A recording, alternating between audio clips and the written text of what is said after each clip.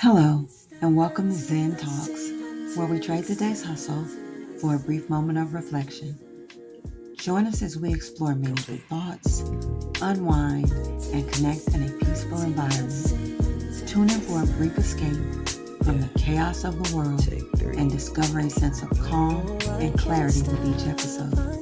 Let's step back, breathe, and find our inner peace together on Zen Talks.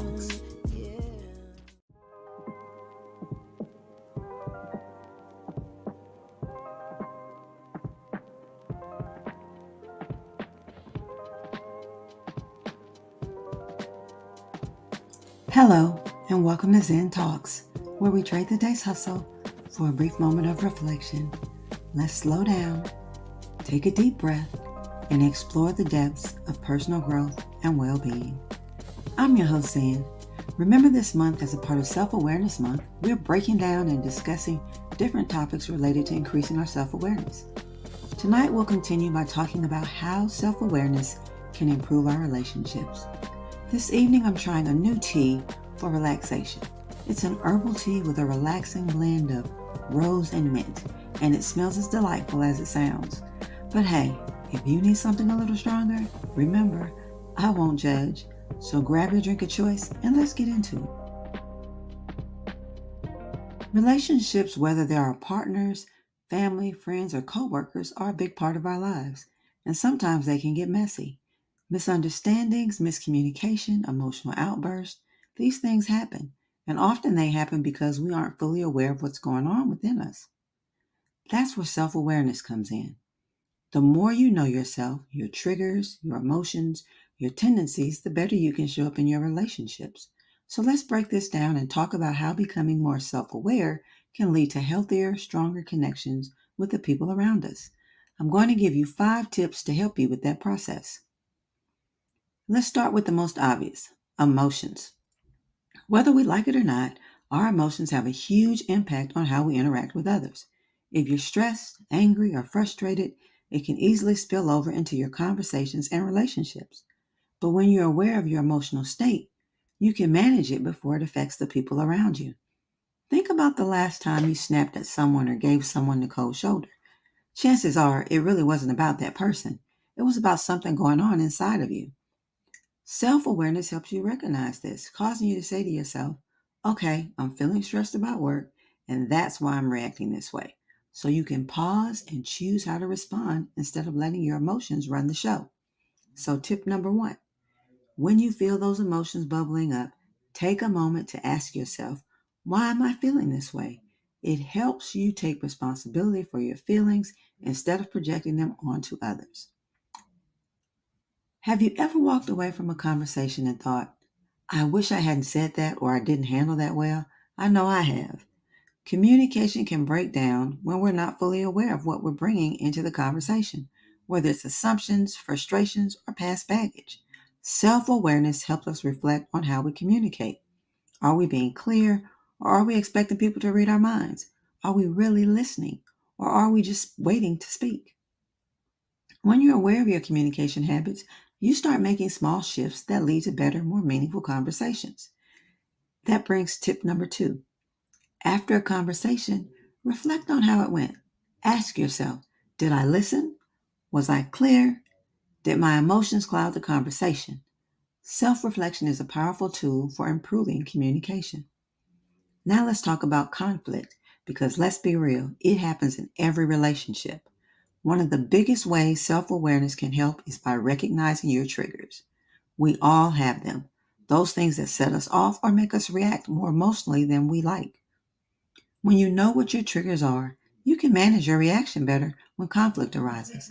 For example, if you know you get defensive when someone critiques your work, you can take a deep breath when it happens and remind yourself not to take it personally. It helps you to stay calm and approach conflict more rationally, which is key to resolving it in a healthy way. This brings us to tip 3, which is make a mental note of your biggest triggers.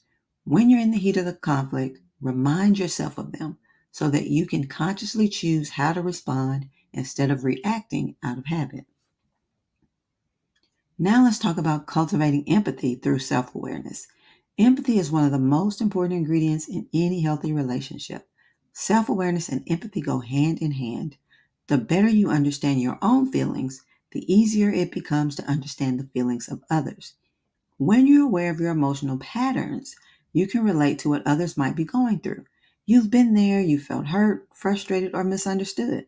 This allows you to approach others with more kindness and patience because you know how it feels to be in their shoes. Tip number 4.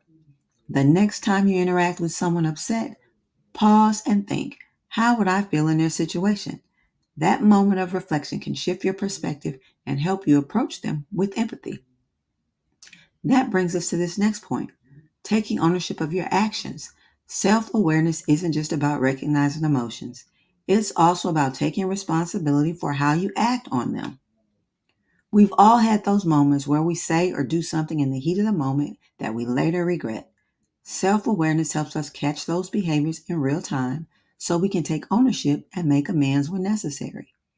By becoming more self-aware, you learn to take responsibility for your actions. Instead of blaming someone else for how you reacted, you can acknowledge your part in the situation and work on doing better next time. This level of honesty and accountability strengthens trust in relationships because it shows you're willing to grow. Which leads us to our final tip of the evening. Tip number 5. Practice saying, I'm sorry. That wasn't fair of me. When you realize you've let your emotions get the best of you, owning your actions goes a long way in building trust and respect. So our takeaway, self-awareness is key to improving your relationships. By understanding your emotions, improving your communication, managing your triggers, cultivating empathy, and taking ownership of your actions, you can create stronger, healthier connections with the people around you. Building self-awareness isn't something that happens overnight, but with small steps and consistent practice, you'll start noticing a shift in how you show up in your relationships and how others respond to you. Looking ahead to our next episode, if you've ever struggled with having tough talks, whether it's with a partner, a friend, or a coworker, you won't want to miss this one. We're talking about how to handle difficult conversations with grace and emotional intelligence. Well, that's it for tonight. Thank you so much for joining me on Zen Talks. Don't forget to subscribe and share this episode with someone who might need to hear it. After all, it's your support that helps us grow and reach more listeners. If you want to know more about me, Zen, you can follow me on Facebook at Zenja Bloomfield and Instagram at I am Zenja. And by the way, stop by SisterPamelaPublishing.com and purchase my latest book, Becoming the Kyle Woman, and other great titles. Again, that's SisterPamelaPublishing.com, SisterPamelaPublishing.com. Until next time, keep sipping your favorite drink, stay grounded, stay peaceful, and stay Zen.